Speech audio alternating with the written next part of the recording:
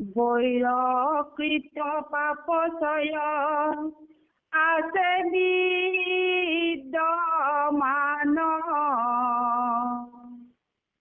কেন মতে হইব তাৰ কৃষ্ণৰ সমান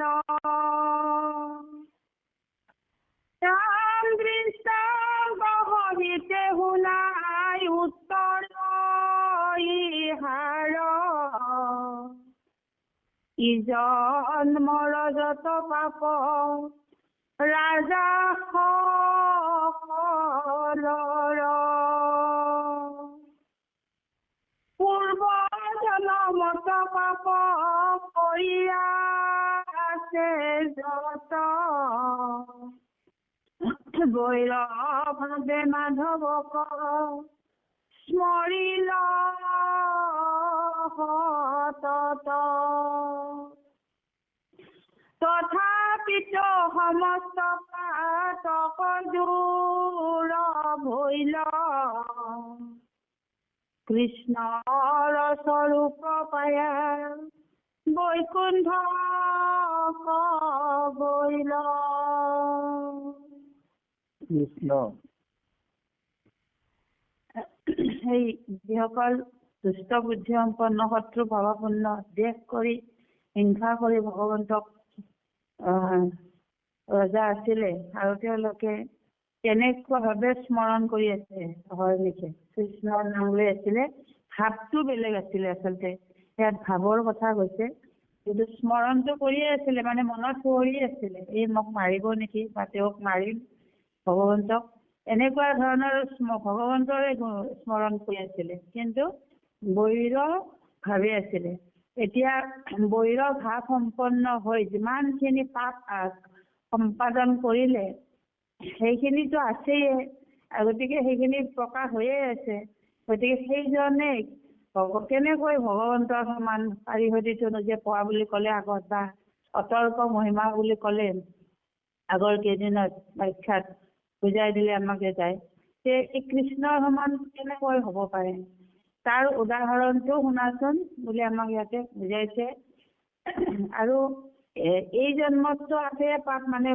ৰজা যি বৰ্তমানৰ যেতিয়া দ্বাপৰ যুগত কৃষ্ণৰ লগত যুদ্ধ কৰিছিলে সেইসকলতো সেই জন্মতটো পাপ আচৰণ কৰিয়ে আছে বৈৰ ভাৱ হৈ যিমানখিনি ক'ব নালাগে কৰিব নালাগে যিমানখিনি কৃত্য মানে সম্পাদন কৰিছে বৈৰ ভাৱাপন্ন হৈ সেইখিনিতো পাপ আছেই তাৰপিছতে আকৌ সেই জন্মৰ আগৰ যিবিলাক জন্ম আছিলে ৰজাৰ তাতোতো পাপ আছে যেনেকুৱাকৈ জয় বিজয়ৰ পাপ হোৱাৰ কাৰণে নৰকজনীত জন্ম পাব লাগে বুলি শাপ দিলে সেই পাপৰ ফলত হিৰণ্যক্ষ হ'ল আৰু পিছৰ জন্ম হ'ল আকৌ পিছৰ জন্মতহে মুক্তি পালে গতিকে সেই পূৰ্বৰ জন্মতো কিছু পাপ হৈ আছে গতিকে কিন্তু বৈৰভাৱে বাৰু চিন্তা কৰিলে স্মৰণ কৰাৰ লগে লগে কেনেকৈ ইমান পাপ নাইকিয়া হৈ গ'ল আৰু ভগৱন্তৰ স্থান পালে বৈকুণ্ঠত গ'ল এই কথাখিনি এইখিনি মানে প্ৰশ্ন আৰু এই দুই ভাগ পদতে প্ৰশ্ন হৈছে আৰু আমাক এতিয়া উত্তৰো দিব মাধৱ পুৰুষে ধুনীয়াকৈ লিখিছে তলৰ পদত কৃষ্ণ ৰাম যেন বাঘ পৰুৱা ধৰিয়া পোকা যত নমাৰি জীৱন্তে আনি থয় বাসত বাঘ পৰুৱাক পোকে চিন্তিয়া ভয়ত তাহাৰ স্বৰূপ পাৱে সেহি হৰিৰত জীৱা যাকে সৰ্বক্ষণে চিন্তিয়া থাকয় তাহাৰ স্বৰূপ সিটো অৱশ্যে পাৱয় ইহাৰ প্ৰমাণলৈ বচনে কৃষ্ণৰ বলন্ত উদ্ধৱ শুনা মোহৰ উত্তৰ কৃষ্ণ ভগৱন্ত আৰু উদ্ধৱৰ মাজৰ বচন আৰু এতিয়া উত্তৰখিনি দিছে ভগৱন্তই কেনেকুৱাকৈ উত্তৰ উদাহৰণ এটা সহকাৰে বুজাই দিছে যে বাঘ পৰুৱাই কি কৰে পোকা ধৰি লৈ আহে পোক পতংগ কিন্তু সেই পোকক নামাৰে জীৱনকে আনি আনি পেলাই নিজৰ বাসত ভৰাই থৈ দিয়ে নিজৰ বাহত আৰু এতিয়া সেই যিটো পোক ধৰি আনিব সেই পোকটোৱে কিন্তু বহুত ভয় খায় কাৰণ বাঘ পৰুৱাই এতিয়া মোক মাৰিবই নে কিয়ে কৰিব আৰু বাঘ পৰুৱাৰ পোকটোৱে চিন্তা কৰি থাকে বাঘ পৰুৱাক চিন্তা কৰি থাকে কাৰণ সিহে ধৰি আনিছে আৰু তাৰ বাহতে ভৰাই থৈ দিছে গতিকে চিন্তা কৰি থাকে কি হয় এই স্মৰণৰ কথাটো কৈ আছে সি মানে কুঁৱৰি থাকে বাঘ পৰুৱা তাৰপিছত সি যি পোকেই নহওক কিয় গৈ পেলাই কিন্তু আকৌ বাঘ পৰুৱাৰে পোৱালি হৈ জন্ম পায় গতিকে আমাকো কৈছে যে আমি এতিয়া ভগৱন্তক যেনেভাৱে আমি চিন্তা স্মৰণ কৰি থাকো যিভাৱে স্মৰণ কৰি থাকো আমি সেয়ে আমি হ'ম ৰিবা যাকে সৰ্বক্ষণে চিন্তা থাকয় যাক চিন্তা কৰি থাকে বা মৃত্যুৰ সময়ত যি চিন্তা কৰি থাকো সেইজনে হয় তাহাৰৰ স্বৰূপ সেইটো অৱশ্যে পায় আৰু দেউতাৰ আগতো বহুত উদাহৰণ দিছে জড়ভৰতৰ কথা হৰিণ পোৱালিৰ কথা চিন্তা কৰি থকা সেই আগৰ কাহিনী ভাবো এনেকৈ দেউতাৰ আগতে কৈছিলো যে বহুত যি চিন্তা কৰি থাকো সেইখিনিকে আমি যদি এতিয়া আমাৰ এতিয়াই যদি যিখিনি চিন্তা কৰো মৃত্যুৰ সময়তো সেই চিন্তাটোৱে আহিব গতিকে ভগৱন্তক যদি আমি এতিয়া স্মৰণ কৰি থাকো খাওঁতে লওঁতে শুৱতে যেনেকুৱাকৈ আশ্চৰ্য মহিমা বুলি কৈছিলে যে নিজৰ দেহৰ দুখ পাহৰি গৈছিল গোপীবিলাকে বিষ্ণু বংশটো শয়ন ভোজন স্নান যিমান কৰ্ম কৰি আছিল সকলোতে যিহেতু ভগৱন্তক স্মৰণ কৰি আছিলে গতিকে দেহৰ দুখটো পাহৰি গৈছিল আৰু ভগৱন্তকে পাইছিলে সেইখিনি আমাক এতিয়া বুজাব যে সেই উদ্ধৱ এই কথাৰ উত্তৰটো শুনাচোন যে আমি যাক যি চিন্তা কৰি থাকো তাহাৰৰ স্মৰণে সিটো যে অৱশ্যে পায় সেয়ে যে পায় সেইটো সেই কথাখিনিৰ উত্তৰটো শুনা ইহাৰৰ প্ৰমাণলৈও বচনে কৃষ্ণৰ বলন্ত উদ্ধৱ শুনা মহৰ উত্তৰ কি উত্তৰত আমি কি পাম কৃষ্ণ ৰাম বিষয় অধ্যয়ন কৰি থাকে যিটো জন বিষয়ৰ আকাৰ হৈ তাৰ মন মুক মাত্ৰ অনুক্ষণ চিন্তিয়া থাকয় মোহৰ স্বৰূপ পাৱে কিত মহাহয় ভগৱন্ত বচন থৈল হৰি এই মানে তাৎপৰ্য কৈল নিষ্ঠ কৰি সমস্ত সুখ শ্ৰেষ্ঠ কৃষ্ণৰ স্মৰণ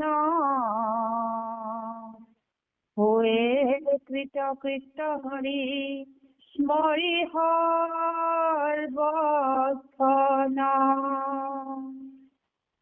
আমাকে কৈছে উদাহৰণ যে আমি যদি এতিয়া বিষয়ক ধ্যান কৰি থাকো তেতিয়াহ'লে কি হ'ব বিষয়ৰ আকাৰ সমান আমাৰ মনটো বাঢ়ি গৈ থাকিব বাঢ়ি কেনেকৈ গৈ থাকিব আমাৰ যি ধন জন টকা পইচা চকুৰে দেখা যিমানখিনি সম্পত্তি বিষয়ৰ কথা ল'ৰা ছোৱালী গতিকে আমাৰ মনটো বাঢ়ি হৈ থাকিব ইয়াৰ ব্যাপক হৈ থাকিব ইয়াৰ মাজতে থাকি যদি আমি অনুক্ষণ এক ক্ষণো যদি ভগৱন্তক আমি চিন্তা কৰিব পাৰো চিন্তা থাকয় কিন্তু আমি ভগৱন্তক স্মৰণ কৰিলে আমি ভগৱন্তৰ কৃপা আমি লাভ কৰিম তেওঁৰ স্বৰূপ আমি পাম আৰু ভগৱন্ত ইয়াক নিজে স্পষ্টভাৱে কৈ দিছে ইয়াৰ তাৎপৰ্য কথাটো যে যিমান সুখ থাকক সমস্ত সুখত শ্ৰেষ্ঠ বিষয়ৰ যিমান এইবিলাক সুখ পোৱা যায় তাতকে সকলোৰে সুখত শ্ৰেষ্ঠ হৈছে কৃষ্ণ স্মৰণ আৰু কৃষ্ণ স্মৰণ কৰাৰ লগে লগে আমাৰ সকলোখিনি হৰি স্মৰণ কৰাৰ লগে লগে আমাৰ ভিন্ন হ'ব আৰু সকলো সম্পাদন হ'ব। গতিকে আমাক কৈছে যে আমি ভগৱন্তক হে নৰসকল অতি কৃতাৰ্থ অতি ভৈলভিত নৰ যিসকলে সেইসকল নৰে কৃতাৰ্থ হ'ব যে ভগৱন্তক স্মৰণ কৰি আৰু ভগৱন্তক স্মৰণ কৰাৰ লগে লগে আমি কৃতাৰ্থ হ'ব পাৰিম। আৰু কেনেকুৱাকৈ হ'ব পাৰিম যে ভগৱন্তক যদি আমি স্মৰণ কৰোঁ তেতিয়াহ'লে আমাৰ পুণ্য হ'ব আৰু পুণ্য হোৱাৰ লগে লগে আমি কৃতাৰ্থ হ'ব পাৰিম।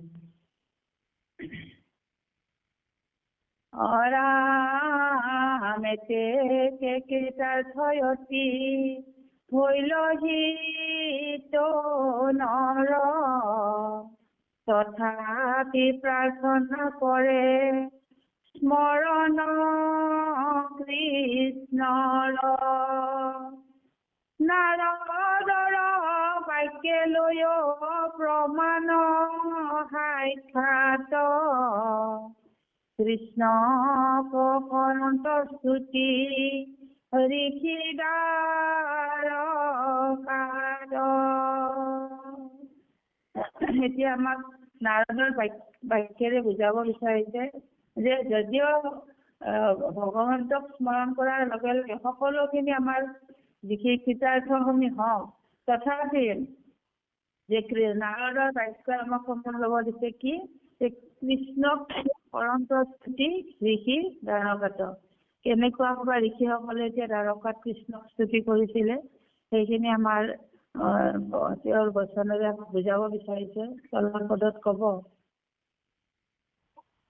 ৰাম বলন্ত তোমাৰ ইটো চৰণ যুগল সমস্ত লোকৰ মহা মুকুতি মংগল ব্ৰহ্মা প্ৰতি মুখ্যে আছে যত যোগেশ্বৰ পৰম অগাধ বুধ তাহাৰ বৰ এই চৰণক মাত্ৰ চিন্তে হৃদয়ত সংসাৰ কুপত কৰি আছে লোকৰ যত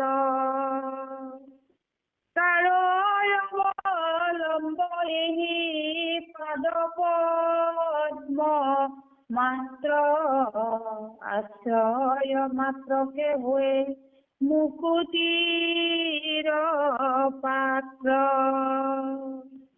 আমাক কি ক'লে বুলন্দৰ তোমাৰ এটা চৰণ দীঘল ভগৱন্তৰ ৰাতুল চৰণে হৈছে আমাৰ সকলোৰে মহা মুকুতি আৰু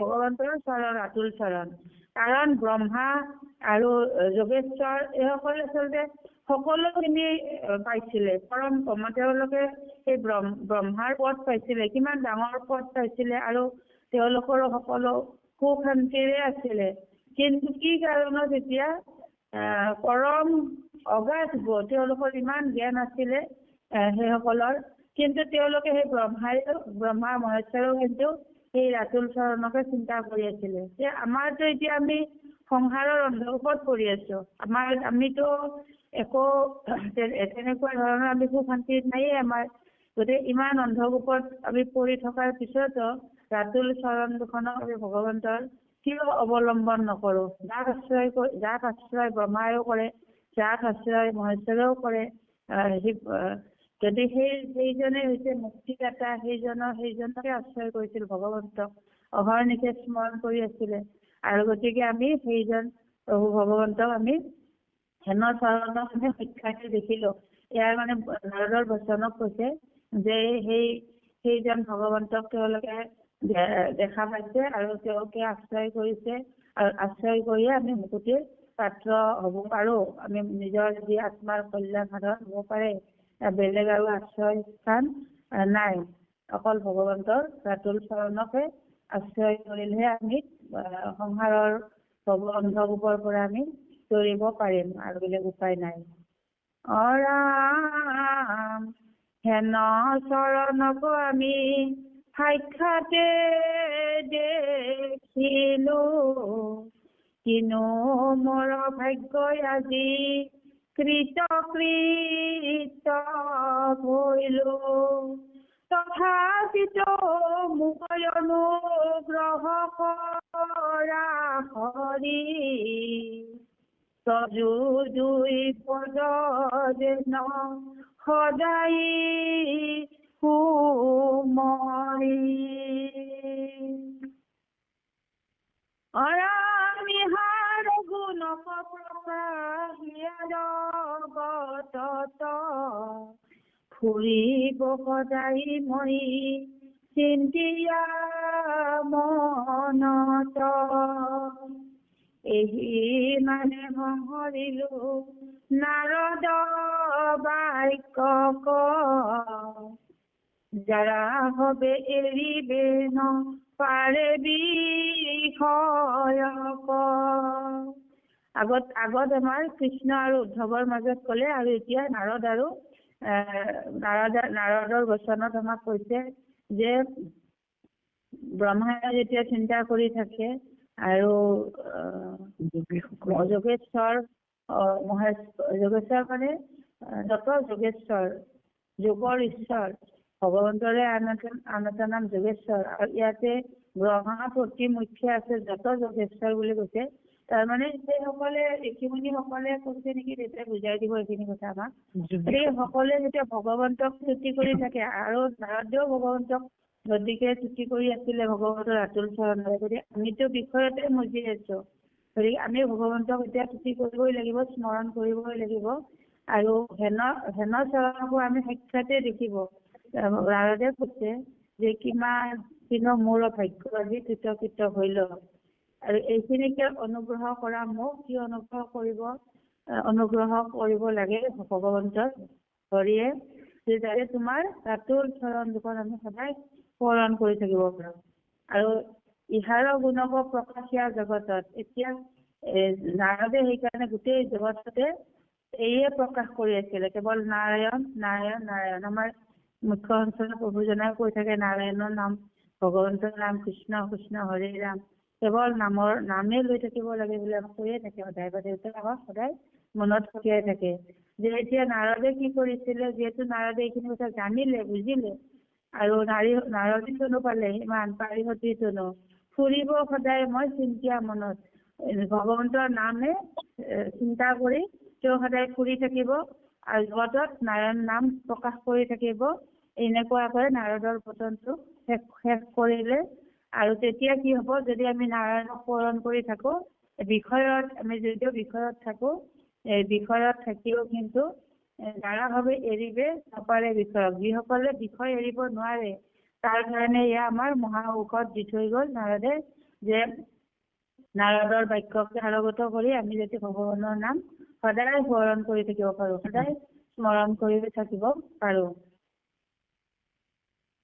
ৰাম তাৰতে নুহি হৰি স্মৰণ মনত, লৈ সাক্ষী সাক্ষাতে গোপীৰ বচনত, কুৰুক্ষেত্ৰে গোপী হবে কৃষ্ণৰ আগত, অনন্ত প্ৰাৰ্থনা হবে পৰিদণ্ডবত।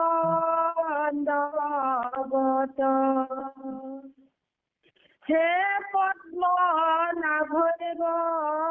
দেৱদামোদৰ,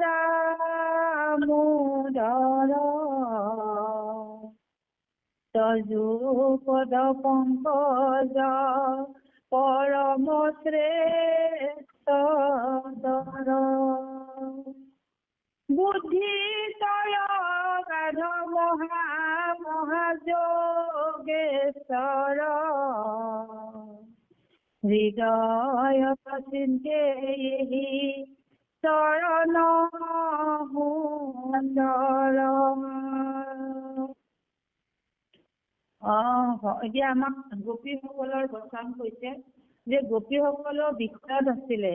এতিয়া গোপীসকলে যে বিষয়ত আছিলে, সেই কথাখিনি কিন্তু আমাৰ ইমান মনলৈ অহা নাছিলে। আমিহে যেন বিষয়ত আছো সংসাৰী, আৰু ইয়াতে ইমান ধুনীয়াকৈ কৈছে যে গোপীসকলেও কিন্তু নিজে নিজৰ গৃহৰ কৰ্মবিলাকে কৰি আছিলে, আৰু গৃহৰ কৰ্ম থাকি মাত্ৰ স্মৰণ ভগৱতীৰ দ্বাৰাই কিন্তু ভগৱন্তক একেবাৰে সাক্ষাতে পালে, আৰু ভগৱন্তক চিনি পালে পৰম পদ পালে গোপীসকলে মাত্ৰ হৰিস্মৰণৰ দ্বাৰা। আৰু ইয়াতে কৈছে গোপীসকলে এতিয়া কৃষ্ণৰ আগত কুৰুক্ষেত্ৰত কৈছে, এইটো ভগৱন্তক এতিয়া স্তুতি কৰিছে কুৰুক্ষেত্ৰত। কেনেকুৱাকৈ স্তুতি কৰিছে? দণ্ডৱতে স্তুতি কৰিছে। আচলতে আমিও সেনেকুৱাকৈ ভগৱন্তক স্মৰণ কৰি দণ্ডৱতে আমি স্তুতি কৰিব পাৰো। কি বুলি? হে পদ্মনাভ দেৱ দামোদৰ, ভগৱন্তৰ আন এটা নাম পদ্মনাভ দামোদৰ, তোমাৰ পৰমতে আমাৰ চৰণ তজু পদ পংকজ পৰম শ্ৰেষ্ঠতৰ। সেইজনে পৰম, সেইজন শ্ৰেষ্ঠৰ বাহিৰে আৰু বেলেগ একো শ্ৰেষ্ঠ নাই, সৰ্বশ্ৰেষ্ঠ শিৰোমণি। আগতো হৈছে বেদ শিৰোৰত্নতীয় ভগৱন্ত। গতিকে সেই ভগৱন্ত আমাৰ হৃদয়তে আছে। ভগৱন্তৰ হৃদয়ত চিন্তে সি চৰণ সুন্দৰ। গতিকে সেই ভগৱন্তক আমি হৃদয়তে চিন্তা কৰিছিল গোপীসকলে। আৰু তাৰপিছতে ভৱ অন্ধৰূপে কৰি আছে যিটো তাৰপিছৰ লাইনটো হ'ব কৃষ্ণ। ৰাম হে পদ্মনাভ দেৱ দামোদৰ, তজু পদ পংকজ পৰম শ্ৰেষ্ঠতৰ।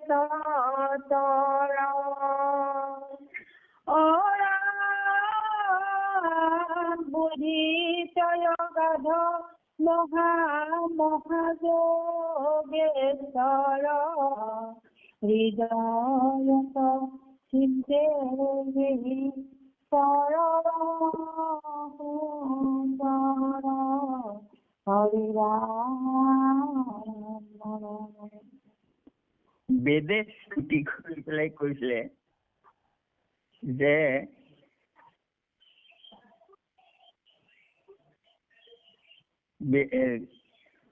বেদে স্তুতি কৰি এটা তাৰমানে মনতে খেদ কৰিছিলে তেওঁলোকে যে গোপীসকলে পৰিচ্ছন্ন ৰূপত, অৰ্থাৎ একেবাৰে কৃষ্ণকে মাত্ৰ ধৰি লৈ নন্দৰ পুত্ৰ কৃষ্ণকে তেওঁলোকে সেৱা কৰিছিলে, ভজিছিলে, আৰু তেওঁলোকেও সেই গতিয়ে পালে। আৰু আমিতো ব্যাপক ৰূপে সমস্ত জগততেই তোমাক দেখা পাওঁ। গতিকে এই গোপীবোৰৰ আমাৰ মাজত পাৰ্থক্যটো কি হ'ল? একে গতিয়ে হ'ল। গতিকে ইন্দ্ৰিয় নিয়ম কৰি থাকিলেও যোগীৰ, এই যোগীয়ে ইমান কষ্ট কৰি ইন্দ্ৰিয় নিয়ম কৰি সংযম কৰি ইমান কষ্ট কৰি তাৰমানে তোমাৰ দৰ্শন পায়। গতিকে তেওঁলোকৰ আৰু গোপীবোৰৰ মাজত কি পাৰ্থক্য থাকিলে? একেই হ'ল কথাবোৰ। আকৌ বৈৰভাৱেও কোনোবাই বৈৰভাৱে যুদ্ধ কৰি হেৰি কৰে, আৰু তোমাৰ চতুৰ্ভুজ ৰূপটো দেখা পায় লগে লগে তোমাৰ ৰূপেই পাই যায়। গতিকে এই কথাবোৰ কোৱাৰ পিছত এতিয়া তেওঁলোকৰ সন্দেহ এটা কৈছে যে বৈৰকৃত পাপচয় আছে বিদ্যমান, কেনমতে হইব তাৰা কৃষ্ণৰ সমান। ইমান বৈৰ কৰি থাকে, বৈৰভাৱে চিন্তা কৰে, গতিকে এইবোৰ মহাপাপী। গতিকে তেওঁলোক আকৌ কৃষ্ণৰ দৰে কেনেকে হৈ পৰিব পাৰে? কৃষ্ণৰ ৰূপটো কিয় পাব? পাপ আছে তেওঁলোকৰ দেহত। এইটো সন্দেহযুক্ত কথা বুলি তেওঁলোকৰ মনত সন্দেহ কৰা হৈছে। গতিকে দৃষ্টান্ত সহিতে শুনা উত্তৰ ইহাৰ, ইজন্মৰ যত পাপ ৰাজাসকলৰ, পূৰ্বজনৰ মত পাপ কৰি আছে যত, বৈৰভাৱে মাধৱক স্মৰিল সতত, তথাপিতো সমস্ত পাতক দূৰ হৈল, কৃষ্ণৰ স্বৰূপ পায়া বৈকুণ্ঠক গৈল। কৃষ্ণ কি বুলি ক'লে কথাটো এইটো এটা উদাহৰণ দিছে যে যিহেতু তেওঁলোকে বৈৰভাৱে চিন্তা কৰিলেও কৃষ্ণকে চিন্তা কৰি আছে, সুঁৱৰি আছিলে, তেওঁৰ ৰূপটোকে দেখা পায়। গতিকে সেই ৰূপটো দেখোতে তেওঁলোকৰ পাপ নাই। বৈৰভাৱেও কৃষ্ণকে যে দেখি আছে, গতিকে সেই কৃষ্ণ ৰূপ দৰ্শনে তেওঁলোকৰ পাপবোৰ নষ্ট কৰি পেলাইছিলে। তেওঁলোকৰ পাপ থাকিব নোৱাৰে। পূৰ্ব জন্মৰ যদি কিবা পাপ আছিলে, এই জন্মৰ যদি কিবা পাপ আছিলে, এইটো সকলো পাপ তেওঁলোকৰ নষ্ট হৈ গৈছে। গতিকে কৃষ্ণৰ স্বৰূপ পায়া বৈকুণ্ঠক গৈল। গতিকে সেইকাৰণে তেওঁলোকে কৃষ্ণৰ ৰূপটো পালে। কৃষ্ণকে দেখি থাকে যেতিয়া শয়নে সপোনে, পথত যাহন্তে, যিহেতু কৃষ্ণৰ ৰূপত দেখান্ত সদায়, সিহেতু কৃষ্ণৰ ৰূপ পাইলে কংসৰাই। এই কংসই খাওঁতে বওঁতে উঠোতে বহোতে সপোনতো কৃষ্ণকে দেখি থাকে। গতিকে সেই ৰূপটোকে পাই গ'ল তেওঁৰ মৃত্যুৰ পিছত কৃষ্ণ। তেনেকৈয়ে যেন বাঘ পৰুৱা ধৰিয়া পোকা যত, নমাই জীৱন্তে আনি থবয় বাসত। বাঘ পৰুৱা পোকে চিন্তিয়া ভয়ত, তাহাৰ স্বৰূপ পাৱে সেই শৰীৰত। এই বাঘ পৰুৱা মানে কুমাৰণী বুলি কয়।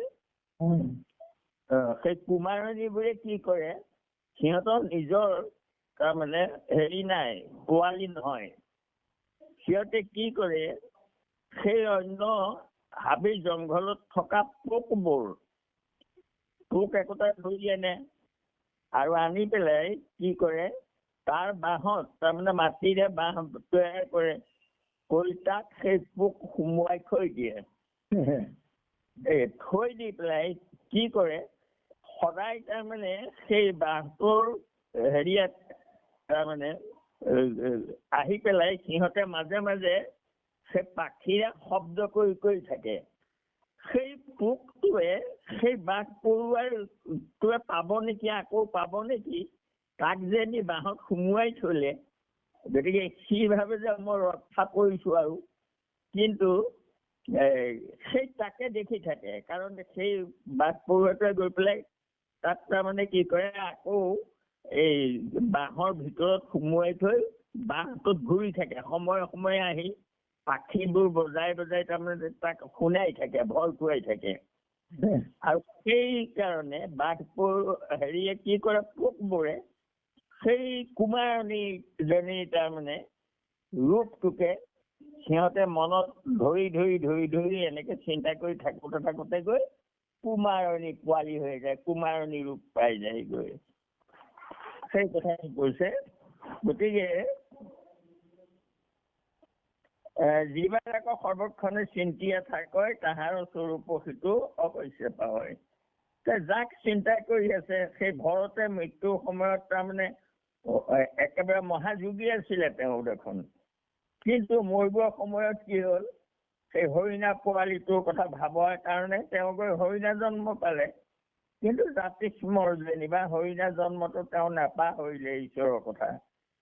সেইকাৰণে তাৰপিছত তেওঁ জ্বৰ ভৰত হৈ গ'লগৈ পিছত। আৰু হৈ তেওঁ তাৰমানে যেন কথা পাতিলেই কিজানি ক'ৰবাত বিষয়ত ফচিব লাগিব।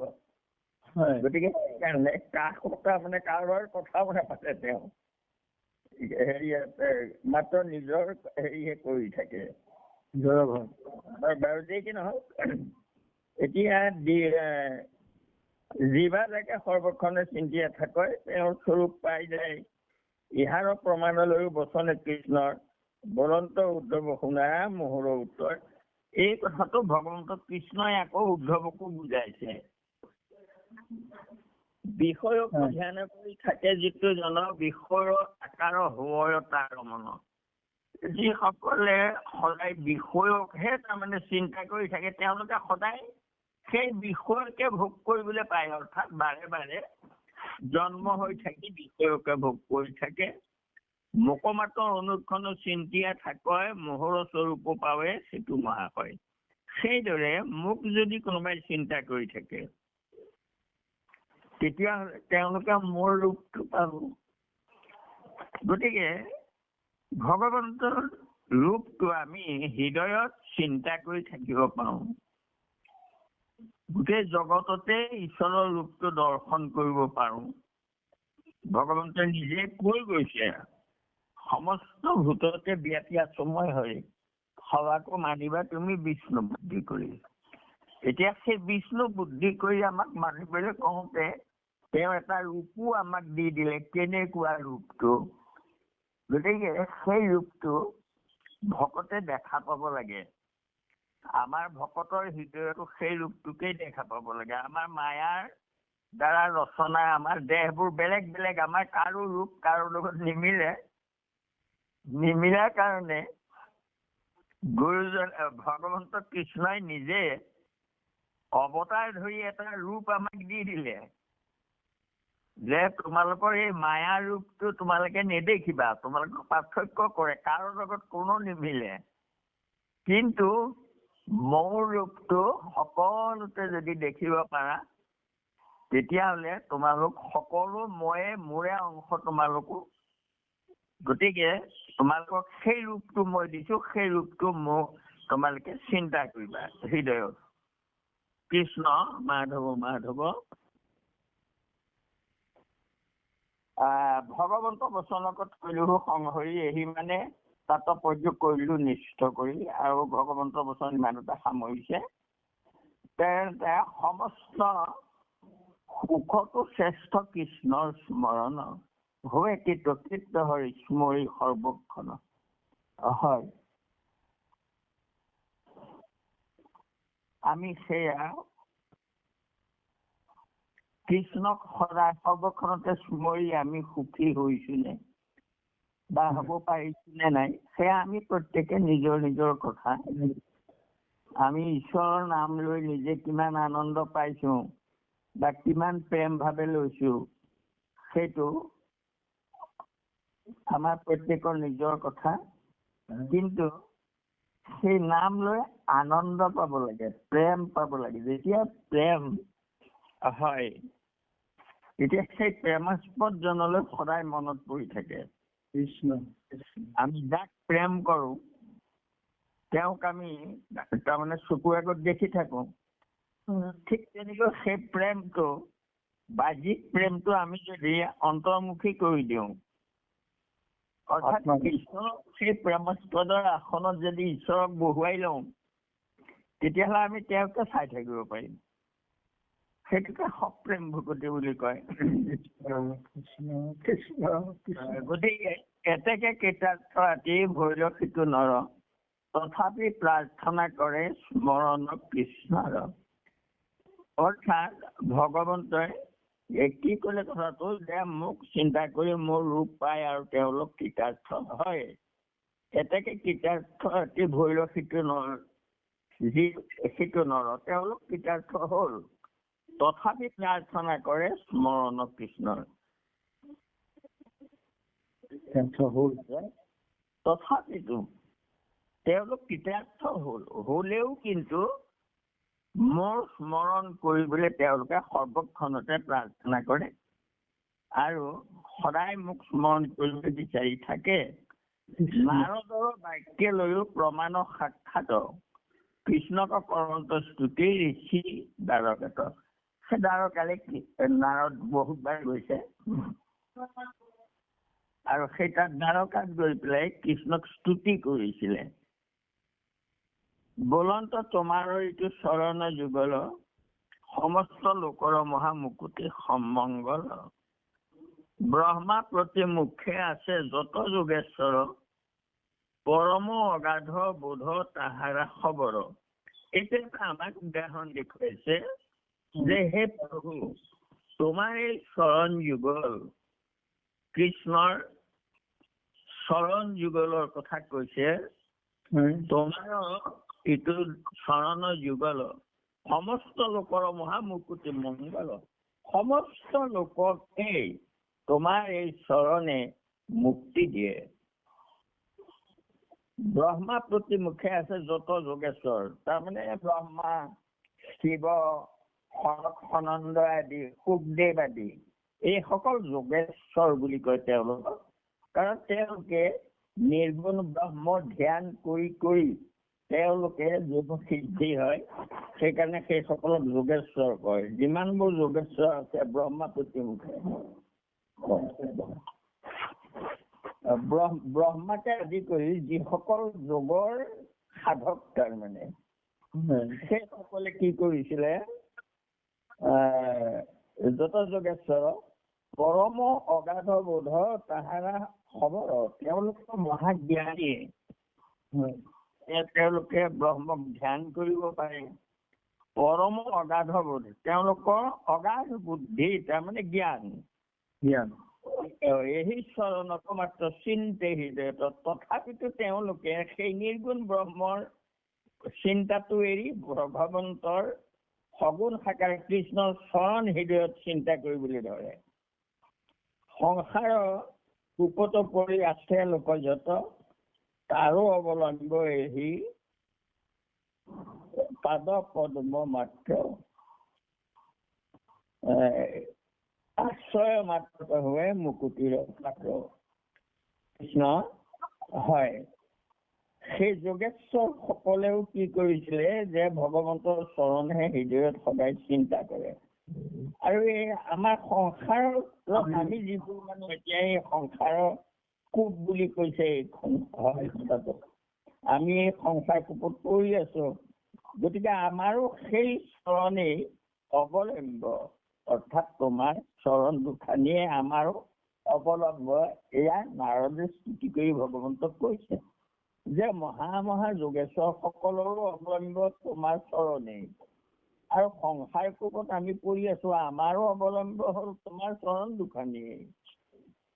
ইয়াত তুলনা কৰি কৈছে, গতিকে আমি কম ভাগ্যৱান বাৰু, তেওঁলোকে মহা সাধনা কৰি পেলাই চৰণ চিন্তা কৰিবলৈ জ্ঞান অৰ্জন কৰিছে। কিন্তু আমিতো, আমাৰ কৃপাল গুৰুজনে আমাক এটা মানে সকলো সহজ কৰি বুজাই থৈ গুচি গল। গতিকে সেই কথাটো কৈছে, হেন চৰণক আমি সাক্ষাতে দেখিলো, হেন চৰণক আমি সাক্ষাতে দেখিলো, কিন্তু মোৰ ভাগ্য আজি কৃত হইলো। এয়া নাৰদে তাৰমানে স্তুতি কৰি পেলাই কৈছিলে।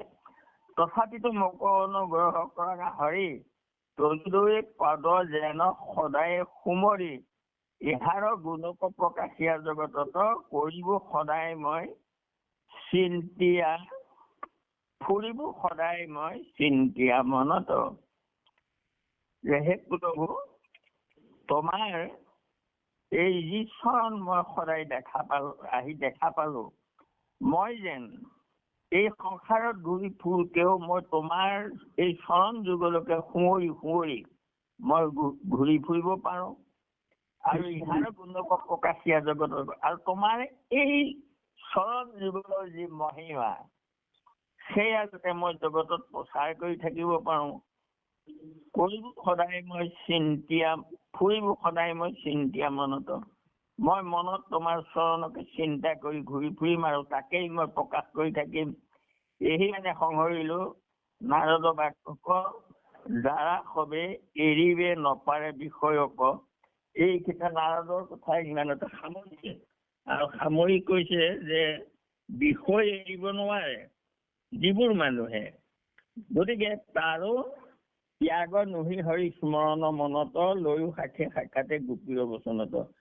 যে তেওঁলোকেও যি বিষয়ৰ পৰা বাহিৰ হৈ যাব পৰা নাই, তেওঁৰো অৱলম্ব তাৰমানে কৃষ্ণৰ চৰণ চিন্তা কৰাটো, এইটো গোপী বচনত আমাক প্ৰমাণ কৰি দেখুৱাব। কুৰুক্ষেত্ৰে গোপী হবে কৃষ্ণৰ আগত, কৰন্ত প্ৰাৰ্থনা হবে পৰি দণ্ডবত। কুৰুক্ষেত্ৰত ভগৱন্ত কৃষ্ণ ৰাস কৰিলে, তাকো মথুৰালৈ গুচি গল। এইফালে গোপীসকলে কান্দি কাটি হাবা থৈ ইয়াত কৃষ্ণ আহিম বুলি কৈ গৈছিলে, কিন্তু নাহিলে। আৰু ইফালে ভগৱন্ত কৃষ্ণ তাত গোপীৰ ভূপতিৰ প্ৰতি তেওঁ তাৰমানে আহিব পৰা নাই, তাত ভগৱন্তয়েও শান্তি পোৱা নাই। তাৰপৰা উদ্ধৱক গৈ ক'লে, পঠিয়াই দিলে যে গোপীবোৰৰ ওচৰতে তুমি যোৱা। কাৰণ কথা হ'ল উদ্ধৱ, মই তোমাৰ বাহিৰে মোৰনো কোন আছে ইমান আপোনজন। গোপীবোৰে মোক ইমান ভাল পায় যে তেওঁলোক কান্দি কাটি হায়ান। জানই নাহি গোপী মোহ বিনে আন, দিও বোধ উদ্ধৱ গোপীৰ অহু প্ৰাণ। যে তেওঁলোকে মোতে প্ৰাণচিত অৰ্পণ কৰি থৈছে, আৰু যদি তেওঁলোকক গৈ অন্ততঃ তুমি গৈ কোৱাগৈ তেওঁলোকক যে মোক কৃষ্ণই পঠিয়াইছে, তেতিয়াও সিহঁত জীয়াই থাকিব। নহ'লেতো সিহঁতে কান্দি কান্দি তাৰমানে মৰি যাব। এই বুলি তাৰমানে পঠিয়াই দিছিলে। তাৰপিছত সেই উদ্ধৱে গৈ কৈ থৈ আহিলে যে তোমালোকক অলপতে তেওঁ লগ কৰিব। আৰু তেতিয়া কৃষ্ণই সেই কুৰুক্ষেত্ৰত তাৰমানে স্নান কৰিবলৈ যোৱা, তীৰ্থ কৰিবলৈ যোৱাৰ ভাওটো লয়। কাৰণ তেতিয়া গোটেইবোৰ তাৰমানে মানুহ গোট খায় বছৰেকত এবাৰ সূৰ্যগ্ৰহণৰ সময়ত সেই কুৰুক্ষেত্ৰ। সেই তাতেই দয়াখাই আমাৰ মহাপুৰুষৰ কুৰুক্ষেত্ৰ নামৰ গ্ৰন্থত এইখিনি কথা সুন্দৰকৈ লিখা আছে।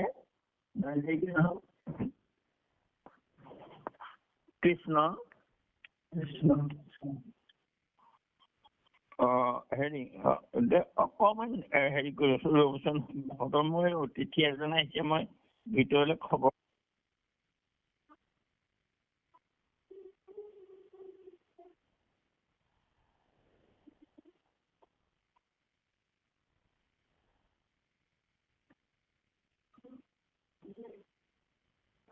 কৃষ্ণ মাধৱ মাধৱ হয়।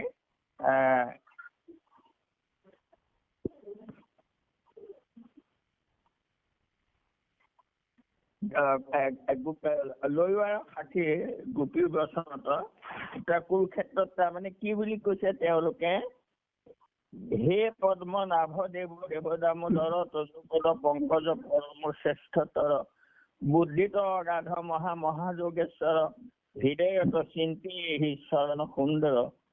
সেই কুৰুক্ষেত্ৰত